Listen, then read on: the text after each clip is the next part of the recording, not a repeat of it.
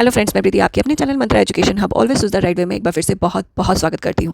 आज की क्लास में हम बात करने वाले हैं हाई सपोर्ट नीड बच्चों के जो फैमिली है उनमें किस तरीके के रिसोर्सेज अवेलेबल है उसका असेसमेंट करना, साथ ही साथ किस तरीके का सपोर्ट सिस्टम उनको प्रोवाइड हो रहा है उसका असेसमेंट करना। तो हम उसी के बारे में बात करने वाले हैं। तो बिना वक्त ज़ाया कि आज की क्लास को शुरू करते हैं और देखते हैं कि ये क्या है फैमिली रिसोर्सेज और उनका किस चीज़ का हमें असेसमेंट इसमें करना होता है, किस तरीके के सपोर्ट की हम यहाँ पर बात कर रहे हैं। तो चलिए बिना वक्त ज़ाया की क्लास को आगे बढ़ाते हैं। लास्ट तक जरूर देखिएगा। ये वीडियो पसंद आए तो लाइक और शेयर जरूर करिएगा। चैनल को सब्सक्राइब नहीं किया है और अगर हमारे चैनल पे आने वाली वीडियोस जो है आपको थोड़ी सी भी हेल्प करिए तो जल्दी से चैनल को सब्सक्राइब कर दीजिए। साथ ही साथ आप हमें फेसबुक और इंस्टाग्राम पर भी फॉलो कर सकते हैं, लिंक मैंने डिस्क्रिप्शन पे दिया है। तो चलिए बिना वक्त ज़ाया किए आज की क्लास को शुरू करते हैं। हम यहाँ पर स्टार्टिंग बात कर रहे हैं फैमिली रिसोर्सेज की। यहाँ पे फैमिली रिसोर्सेज से पहले हाई सपोर्ट नीड की बात हो रही है, लेकिन मैं उसको एक्सप्लेन नहीं कर रही हूँ क्योंकि ऑलरेडी हम लोग लास्ट क्लासेस के अंदर जो है हम लोग हाई सपोर्ट नीड की बात कर चुके हैं। लिंक मैं डिस्क्रिप्शन में दूंगी, तो उन क्लासेस को आप देख सकते हैं हाई सपोर्ट नीड क्या है। साथ ही साथ हमें लास्ट हम लोगों ने बात करी थी, असेसमेंट की करी थी कि किस तरीके से उनकी थेरेपी असेसमेंट किए जाते हैं या हम लोग ऑक्यूपेशन असेसमेंट, स्पीच असेसमेंट किया जाता है, किसके थ्रू हमने बहुत सारी डिटेल इसके बारे में ऑलरेडी हम लोग पढ़ चुके हैं। तो डिटेल नहीं करूँगी, हम सीधा फैमिली रिसोर्सेज में आते हैं कि किस तरीके के रिसोर्सेज जो है अवेलेबल होने चाहिए, उसका क्या रोल है हाई सपोर्ट नीड के लिए, उसके बारे में बात करेंगे। जब हम फैमिली रिसोर्सेज की बात करते हैं तो हम लोग इन 3 कंपोनेंट को जो है फॉलो करते हैं: financial resources, physical resources, educational informational resources. तो ये 3 कंपोनेंट है, उसी को फॉलो किया जाता है, उसी का हम लोग असेसमेंट करते हैं। सबसे पहला फाइनेंशियल रिसोर्सेज पे पेरेंट्स की इनकम क्या है। यहाँ पर जो है पेरेंट्स की इनकम की बात की जाती है कि अगर आप कुछ प्लानिंग कर रहे हैं बच्चों के लिए हाई सपोर्ट नीड के लिए, काफ़ी महंगे महंगे इक्विपमेंट आपने लिख कर दे दिए, क्या पेरेंट्स वो चीज़ ले सकते हैं, बच्चे को प्रोवाइड कर सकते हैं, या आपने थेरेपीज़ लिखी हैं वो थेरेपीज़ प्रोवाइड कर सकते हैं। तो ये जानने के लिए इनकम जो रिसोर्सेज हैं कि उनके कैसे हैं वो जानना आपके लिए बहुत ज़रूरी है। नेक्स्ट, गवर्नमेंट स्कीम्स या इंश्योरेंस। अगर गवर्नमेंट स्कीम्स के बारे में वो जानते हैं, नहीं जानते हैं, उनको मिल रही है या इंश्योरेंस जो है उनको मिल रहा है, उसके बारे में आपको पता होना चाहिए कि ठीक है फैमिली इनकम नहीं है, लेकिन अगर मैं प्लानिंग कर रही हूँ कि इस बच्चे हाई सपोर्ट नीड के लिए कि उसे असिस्टिव डिवाइस जो है वो जो है इसे लेना चाहिए, तो वो उस इंश्योरेंस के अंडर में कवर हो सकता है। क्या वो उनके पास है या नहीं है, गवर्नमेंट की कौन सी स्कीम वो ले रहे हैं या नहीं ले रहे हैं, कहाँ से उनको इनकम जो है प्रोवाइड हो सकती है, या कहाँ से भी जो भी हम इक्विपमेंट लिख के दे रहे हैं या एड्स लिख कर दे रहे हैं या टीचिंग मटेरियल्स लिख कर दे रहे हैं, क्या वो प्रोवाइड गवर्नमेंट के थ्रू हो पाएगा अगर उनकी इनकम अच्छी नहीं है। तो ये सारी चीज़ें अगर आपको पता होंगी तभी आप एक अच्छी प्लानिंग कर सकते हैं। क्यों, अगर आपने महंगा कोई इक्विपमेंट लिख दिया, पेरेंट्स प्रोवाइड नहीं कर सकते हैं, तो वो आपकी प्लानिंग जो है ख़राब हो सकती है। या आपको जो है आपने लिख दिया कि इस इंश्योरेंस के अंडर में आपको ये चीज़ मिल जाएगी, पर वो इंश्योरेंस जो है वो उस चीज़ को कवर कर रहा है, नहीं कर रहा है, या फिर उस पेरेंट्स के पास वो है भी या नहीं भी, तो ये बहुत ज़्यादा इंपॉर्टेंट होता है हमारी प्लानिंग के लिए। नेक्स्ट आता है फिजिकल रिसोर्सेज। फिजिकल रिसोर्सेज के अंदर आपका जो है होम कैसा है, बहुत बड़ा घर है, छोटा घर है, 2 रूम का है, 3 रूम का है, उनके घर में ड्राइंग रूम है, डाइनिंग टेबल है या नहीं है, ये सारी चीज़ें आपको पता होना चाहिए। लाइक एग्जांपल के तौर पे आप डाइनिंग टेबल पे खाना खिलाना सिखा रहे हैं, पता लगे घर में डाइनिंग टेबल है ही नहीं, तो आप किस तरीके से प्लानिंग करेंगे। आप बच्चे को डाइनिंग टेबल सिखाए, बच्चा वो घर पर फॉलो अप नहीं कर पा रहा है, लेकिन उसे अपनी लाइफस्टाइल जो है वो घर पर ही बितानी है, बाहर तो अभी नहीं बितानी है। खास तो अगर मैं हाई सपोर्ट नीड की बात करूं तो सबसे पहला उसका फैमिली बैकग्राउंड जो है वो जानना बहुत ज़रूरी होता है, क्योंकि उसे अपनी ज़्यादा टाइम जो है वो फैमिली वालों के साथ बितानी है। देन उसके बाद हम सोसाइटी और कम्युनिटी के ऊपर आते हैं। इसके अलावा घर में किस तरीके के असिस्टिव डिवाइस अवेलेबल हैं, क्या घर में रैंप अवेलेबल है, लिफ्ट अवेलेबल्स हैं, या फिर बच्चे के लिए जो है टॉयलेट जो है वो अडेप्टिव टॉयलेट है या नहीं है। तो इस तरीके के फिजिकल इन्वायरमेंट जो है बहुत ज़्यादा इंपॉर्टेंट है कि किस तरीके के रिसोर्सेज जो है घर पर अवेलेबल है।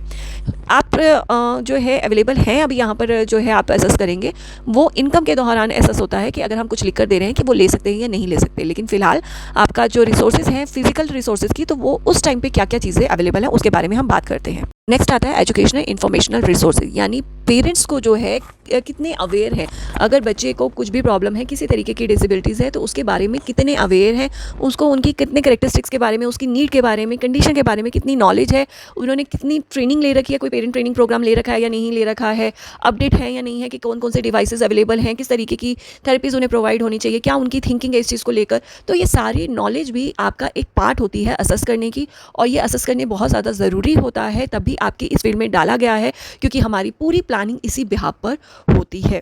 आता है सपोर्ट सिस्टम। यहाँ सपोर्ट सिस्टम का कंपोनेंट की मैं बात कर रही हूँ, क्योंकि हम असेसमेंट भी इसी का करते हैं। अगर आपको असेसमेंट के ऊपर क्वेश्चन आता है तब भी आप ये लिख सकते हैं कि किस तरीके के कौन से जो सपोर्ट सिस्टम है किस तरीके का उसका असेस करना, या कंपोनेंट से रिलेटेड आता है तो भी आप यही लिख सकते हैं, पॉइंट्स आपका यही आएंगे। या फिर आपका जो है इस तरीके से क्वेश्चन आ सकता है कि बच्चों को किस तरीके का सपोर्ट सिस्टम जो है चाहिए होता है फैमिली के अंदर एक अच्छी डेवलपमेंट के लिए, अच्छी ग्रोथ के लिए। पहले हम फैमिली की बात करते हैं कि पेरेंट्स कैसे हैं, यानी पेरेंट्स जो हैं सिंगल पेरेंट हैं या दोनों पेरेंट हैं या डिवोर्स हुआ है पेरेंट्स का। तो हम पेरेंट्स का पहले पता करते हैं किस तरीके का सपोर्ट सिस्टम है। उसके बाद सिबलिंग की बात करते हैं, भाई बहन है या नहीं है, क्योंकि अगर भाई बहन होते हैं तो बच्चे के डेवलपमेंट होने के चांसेस जो हैं वो स्पीड पे रहते हैं। अगर वो सिंगल चाइल्ड है तो कहीं ना कहीं डेवलपमेंट धीरे होता है, क्योंकि बच्चे एक दूसरे को देख जो है जल्दी सीखते हैं। तो इसका भी आपको पता लगाना इसलिए ज़रूरी होता है। उसके बाद एक्सटेंडेड फैमिली है या सिंगल फैमिली है, तो उसके बारे में फैमिली में कौन कौन है वो सारी चीज़ें पता होना चाहिए। नेक्स्ट आता है कम्युनिटी सपोर्ट। यहाँ पर जो है कम्युनिटी सपोर्ट बहुत ज़रूरी है कि फैमिली जो है वो कितनी गेट टुगेदर्स पे जाती है, कितना फ्रेंड सर्कल है, कितना फैमिली मेम्बर्स हैं या आसपास पड़ोसी हैं, आना जाना कितना है, कौन उनके घर में आता है, कितने लोग आते हैं, या आप लोग कितना चाहते हैं कि बच्चे का कितना ज़्यादा इंटरेक्शन हो रहा है नए लोगों से फैमिली मेम्बर्स के अलावा। तो ये जानना भी बहुत ज़रूरी होता है। नेक्स्ट आ रहा है प्रोफेशनल सपोर्ट, यानी पेरेंट जो है वो बच्चे की नीड को पूरा करने के लिए प्रोफेशनल्स के पास लेकर जा रहे हैं या नहीं लेकर जा रहे हैं। तो किन किन प्रोफेशनल्स का जो है बच्चे को सपोर्ट मिल रहा है, थेरेपिस्ट के पास लेकर जा रहे हैं, स्पेशल एजुकेटर के पास लेकर जा रहे हैं, डॉक्टर्स के पास लेकर जा रहे हैं, तो कहीं ना कहीं वो भी सपोर्ट के वे में ही ये काउंट किए जाते हैं। इसके अलावा गवर्नमेंट एनजीओ सपोर्ट, क्या किसी वेलफेयर से पेरेंट जुड़े हुए हैं, वहाँ से बच्चे को सपोर्ट मिल रहा है, लीगल राइट या एडवोकेसी के लिए जो है बच्चे की किसी एनजीओज़ के साथ जुड़े रहना या किसी सपोर्ट ग्रुप के साथ, किसी नेटवर्किंग के साथ जो है जुड़े रहना या पेरेंट्स ग्रुप के साथ भी जुड़े रहना, वो भी बहुत ज़्यादा इंपॉर्टेंट है। वो भी कहीं ना कहीं सपोर्ट जो है पेरेंट्स को करता है, इमोशनल सपोर्ट देता है, फाइनेंशियल सपोर्ट देता है, तो बहुत ज़्यादा ज़रूरी हो जाता है पेरेंट्स के लिए, बच्चे के लिए ये चीज़ें। नेक्स्ट आता है इमोशनल और फिजियोलॉजिकल सपोर्ट। ये बहुत ज़्यादा ज़रूरी है। मैंने अभी जैसे पहले ही बोला कि पेरेंट्स नेटवर्किंग या सपोर्ट सिस्टम्स जो चल रहे हैं, सपोर्ट ग्रुप्स चल रहे हैं, उसके थ्रू जो है पेरेंट्स को इमोशनल सपोर्ट, साइकोलॉजिकल सपोर्ट मिलता है। जो स्कीम्स चल रही हैं उसके थ्रू बच्चों को जो है फाइनेंशियल सपोर्ट मिलता है। तो कहीं ना कहीं इमोशनल सपोर्ट भी बहुत ज़्यादा ज़रूरी है। कुछ पेरेंट्स जो है फाइनेंशियल बहुत स्ट्रॉन्ग होते हैं, लेकिन कहीं ना कहीं इमोशनली जो है वो बहुत स्ट्रॉन्ग नहीं होते, तो कहीं ना कहीं उसका इफेक्ट बच्चे के डेवलपमेंट पर पड़ता है। तो चाहे जो भी पेरेंट्स हैं उनको इमोशनल सपोर्ट जो है वो बहुत ज़्यादा ज़रूरी होता है, उनका मेंटल हेल्थ जो है वो सही रहे वो बहुत ज़रूरी होता है, तो उसका असर जो है बच्चों के डेवलपमेंट पर पड़ता है। तो पेरेंटल स्ट्रेस को मैनेजमेंट करने के लिए कॉपिंग स्ट्रेटजीज जो है पेरेंट्स को बहुत ज़्यादा ज़रूरी है। वो किसके थ्रू मिलेगी, वो इंपॉर्टेंट है। फैमिली मेम्बर्स के थ्रू मिल सकती है, थेरेपिस्ट के थ्रू मिल सकती है, पेरेंट्स ट्रेनिंग प्रोग्राम्स के जो एजुकेटर्स हैं या ट्रेनर्स हैं उनके थ्रू मिल सकती है, या support system, parent network system के थ्रू मिल सकती है। तो बहुत ज़्यादा ये इंपॉर्टेंट है बच्चे की ग्रोथ के लिए, पेरेंट्स की इमोशंस को, उनकी स्ट्रेस को कंट्रोल करना। नेक्स्ट हम बात करते हैं कि किस तरीके से फैमिली के रिसोर्सेज या सपोर्ट को हम असेस कर सकते हैं, किस तरीके के मेथड्स हम यूज़ कर सकते हैं। सबसे पहले हम लोग इंटरव्यू मेथड या क्वेश्चनेयर मेथड का यूज़ कर सकते हैं। पेरेंट्स से हम लोग सीधा डायरेक्ट क्वेश्चन कर सकते हैं कि किस तरीके का फैमिली स्ट्रक्चर है, आपकी फैमिली कैसी है, वो जो है लॉन्ग फैमिली है यानी एक्सटेंडेड फैमिली है या स्मॉल फैमिली है, सिबलिंग है या नहीं है। तो इस तरीके के क्वेश्चनेयर जो है हम लोग यूज़ कर सकते हैं इंटरव्यू मेथड का यूज़ करते हुए। इसके अलावा हम ऑब्जर्वेशन कर सकते हैं, हम लोग घर में विजिट कर सकते हैं कि वहाँ पर हम लोग देख सकते हैं कि किस तरीके से जो है फिजिकल रिसोर्सेज जो है वो अवेलेबल है, किस तरीके का कल्चर जो है वहाँ पर फॉलो किया जाता है। इसके अलावा कुछ हमारे पास स्टैंडर्डाइज टूल भी हैं जिसके थ्रू जो है हम लोग रिसोर्सेज को, सपोर्ट को हम लोग असेस कर सकते हैं। फैमिली नीड असेसमेंट या फैमिली रिसोर्सेज स्केल्स हैं जिसके थ्रू जो है हम लोग ये असेस कर सकते हैं कि फैमिली में किस तरीके के रिसोर्सेज अवेलेबल है, सपोर्ट अवेलेबल है। इसके अलावा मेडिकल एंड एजुकेशनल रिपोर्ट, वहाँ पर जो है आप रिपोर्ट्स मंगवा सकते हैं प्रीवियस बच्चों की, तो उससे भी आपको कुछ रिसोर्सेज का जो है पता लग सकता है, क्योंकि पहले जहाँ असेसमेंट किया गया है तो वहाँ पर भी इन चीज़ों का ऑब्जर्वेशन या क्वेश्चनेयर के थ्रू ये चीज़ों का पता लगाया गया होगा, तो हम आइडेंटिफाई उसके थ्रू भी यानी प्रीवियस रिकॉर्ड से भी हम लोग कर सकते हैं। नेक्स्ट हम बात करते हैं चैलेंजेस की। तो सबसे पहला फाइनेंशियल बर्डन जो है वो उनके ऊपर आता है, क्योंकि बहुत सारी थेरेपीज जो है या स्पेशल एजुकेशन बहुत ज़्यादा कॉस्टली है, असिस्टेड डिवाइसेस जो है बहुत ज़्यादा कॉस्टली है, और सभी इंश्योरेंस जो हैं वो डिसेबिलिटीज़ की चीज़ों को कवर नहीं करते हैं। इनके लिए अलग से स्कीम्स आती हैं जो डिसेबिलिटीज़ की नीड्स को कवर करती हैं। ये जो है नेशनल ट्रस्ट के थ्रू जो है वो अधिकतर प्रोवाइड की जाती है या NHFDC के थ्रू जो है प्रोवाइड की जाती हैं, और उनको लेना ईजी नहीं होता, बहुत सारा डॉक्यूमेंटेशन मेंटेन करना पड़ता है, टाइम लगाना पड़ता है, तो जो हर पेरेंट्स के पास पॉसिबल नहीं होता है। तो इसलिए फाइनेंशियल बर्डन बहुत ज़्यादा जो है देखने को मिलता है पेरेंट्स के लिए।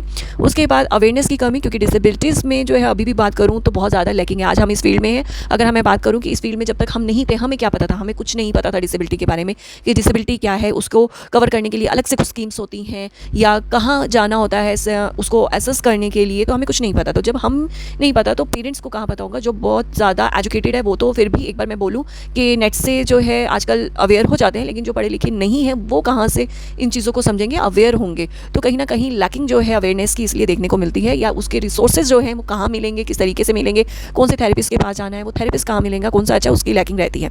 इसके अलावा इमोशनल स्ट्रेस, बहुत ज़्यादा बर्डन आ जाता है रिस्पॉन्सिबिलिटी का, जिसकी वजह से इमोशनल स्ट्रेस जो है वो पेरेंट्स को झेलना पड़ता है।